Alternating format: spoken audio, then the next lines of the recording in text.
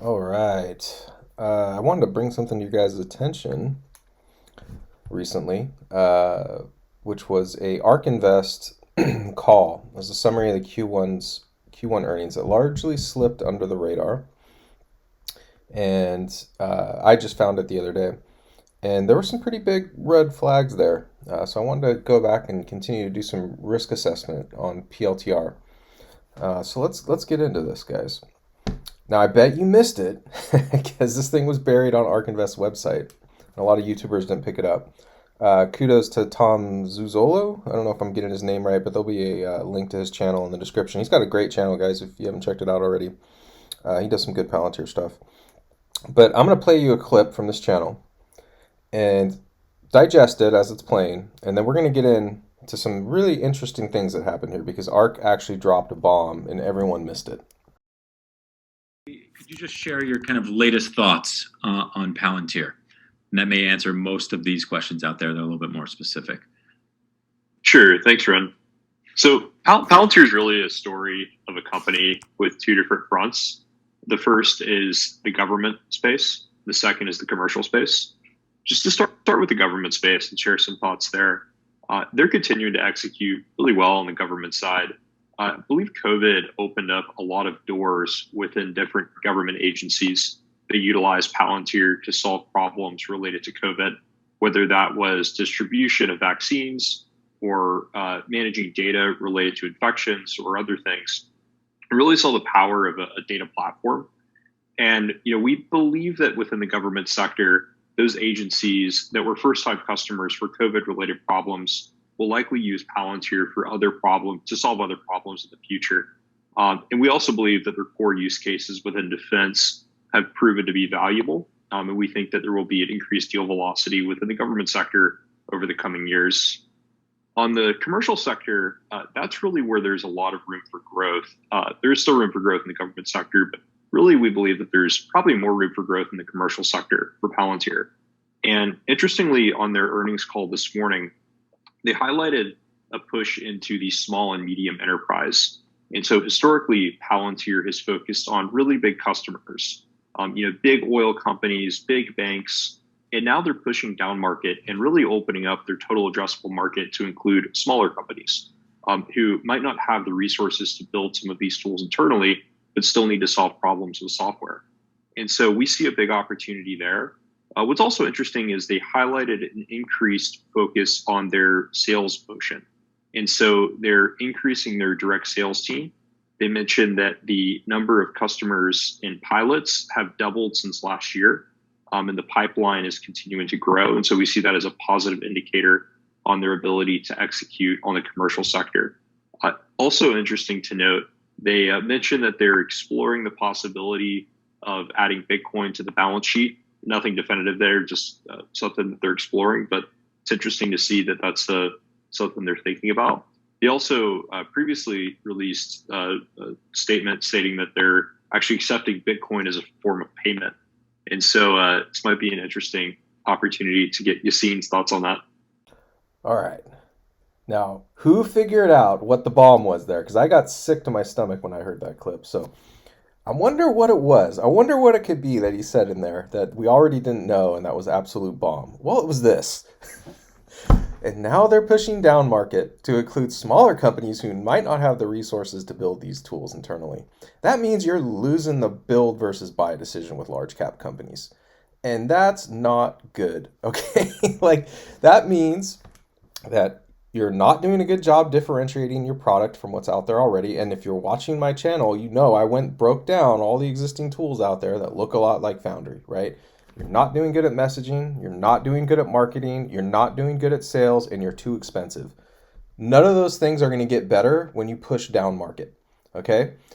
Now, I've been in these exact same situations. I've sat with companies and they had the exact same strategy and it all blew up in their face because they weren't solving the fundamental issue, which was you need a platform that can scale.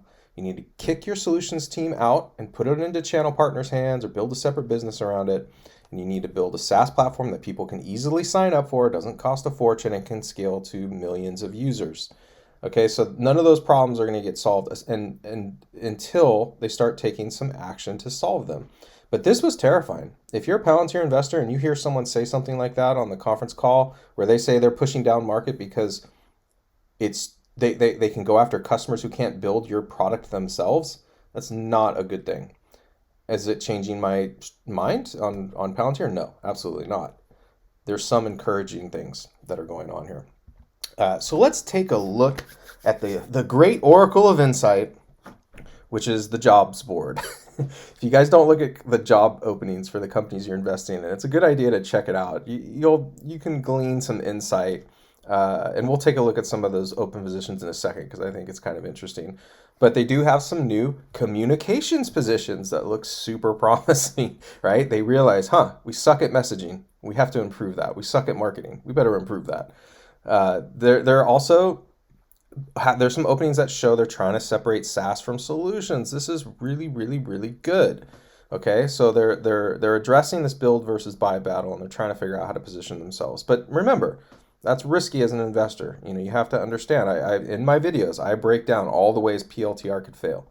So it's important to do your risk assessment here. But we'll go over some of these openings and taking a look at. But I had some interesting quotes that I thought were just awesome. It gave me some real insight into how things are working behind closed doors. So this one was the best, this first one. Deconflict cross-team collaboration. What the hell does that mean? I haven't been with a company that had to deconflict cross-team collaboration. I mean, I've been with some companies that had some organizational challenges. They hadn't yet figured out how to build like functional teams. And they didn't have cross-functional teams really working, and everything was more like mission-oriented, hierarchical, and people would get pissy if you like grabbed their team and had them work on something. But I don't know what deconflict cross-team collaboration is supposed to mean. And this idea that read a room of technical experts and align around shared objectives, that basically means we all have strong opinions and they're strongly held. So F off. Right? So like this is just some kind of interesting stuff. So like in situations like that, it's really important it really points to like their mid-level management and sort of leadership below the C level is really struggling. And they're probably going to have to find a way to bring in some really well-respected engineers who've been through that scaling process before and find a way to get them excited about collaboration, non-hierarchical kind of compartmentalization where you align around a mission and you get the best people for that mission and you're able to collaborate effectively and the sort of mid-level management gets out of the way. So that's kind of how I read that. And then this foster a non-hierarchical exchange of ideas. Value the idea rather than the individual who communicates it. Yeah, that sounds a lot like we've got some people that have been here since the beginning. They know how this big ball of goo works, and we're afraid or like we don't want to piss anyone off. And so now we need to bring some people in that are going to like encourage thinking that is like not so hierarchical in nature. Find ways to solve problems. And what problems might they be trying to solve, right? Like, what are those problems? Well, maybe it's this solutions versus SaaS problem, right? So work with our customer-facing engineering teams on adoption, rollout, and support of your product. Wait, what? Work with customer-facing engineering teams. That means there are engineering teams which are customer-facing, and then there are those who are not, which are building core product who get rolled in. So yeah, I mean, all of this is kind of interesting, but let's go take a look at the job board here in a second. All right, here we are on the job board. Look at all these engineering jobs. Oh my goodness. We've got forward deployed engineer, forward deployed. All these people are consultants, right? Okay, so, but down here, we've got quite a lot of jobs that all look product related. So that's a nice split, in my opinion, between engineers who are going to continue to work on consulting. And all of these roles that they're asking for here are much more senior. So they're really putting their focus into the product. If we look at a couple of those roles, their full stack engineering role is pretty cool. It looks heavily focused on front end, but they do ask for some back end skills in here. So they want people with familiarity in Java. I know they write a lot of their code in Java. I don't know what they're writing in C++ or Python ML. So it looks like they're looking for some developers that are pretty well rounded.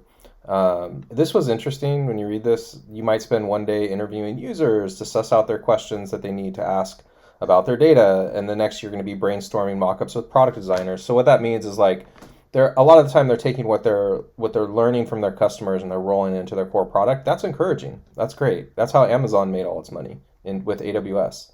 This is a great strategy. So and they're also concerned about operating at scale. So they're figuring out how to make it possible for users to explore a full range of data at vast scale, right? So I like to see when product engineering and these job recs get written that they're focusing on scaling these products, which they definitely are. Here's another role for a technical program manager. This was kind of interesting. So this was cool. Work with customer-facing engineering teams on adoption, rollout, and support of your product. That means that like they're building a core product that then gets rolled out to their customers, and that's the best way to build this kind of thing. So when you do have a thin layer of customization that can benefit from core product development that a core group of engineers is creating, that's great. And so that shows a lot of forethought and sort of like how they're building everything to continue to support their solution side and hopefully eventually send that off to channel partners and build a core team of engineers who are going to build core product, right? So that's pretty cool. Got another opening here for a technical lead production infrastructure. I thought this was kind of cool. But yeah, this was facilitate partnerships between engineering teams and operators to build innovative products that help Palantir scale. And what's cool about that, this is a pretty senior position, so a technical lead in production infrastructure. They're focusing on getting this thing to scale to huge size. So Palantir is addressing these issues. I think that's really cool that they're hiring around it. One thing that I thought was funny, because I don't know who's out there in finance, but take a look at these finance positions. Like, is it weird that they have all these audit like positions open and like, are they like what's with all these like things here? Oh, and this one was hilarious. Compensation operations analyst. Like, what does that mean? Like, compensation operations analyst. Are they trying to review like make sure they don't like dilute shares into oblivion? Like, I don't know what that actually does.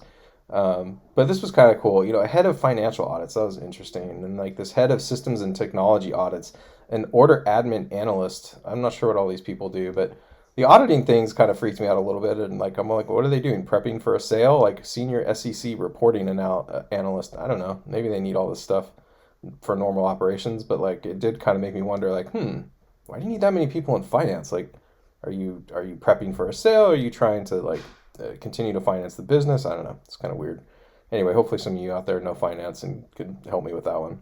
But business development looked encouraging. They got a lot of good business development roles open. So overall, I think that PLTR is a very risky company. So do your risk assessment. I'm still fully in. I have over 1,500 shares now. No plans to sell, but do your own risk assessment because this is a risky gamble. There's a lot of ways this could go south. And this is a company that needs to figure out how it's going to win the build versus buy decision. And I think they're doing the right thing. They're hiring the right people. But remember, solutions and SaaS don't go together. And if they do the right thing here, they will separate those businesses out some way and somehow and retool their organization for around a true SaaS platform that can scale to millions of users. And they're going to figure out this sales and marketing angle because they are so weak in sales and marketing. But it looks like they're doing that. So good on Palantir. Do your risk assessment, and yeah, if you're still all in like I am, good on you. All right, guys, thanks.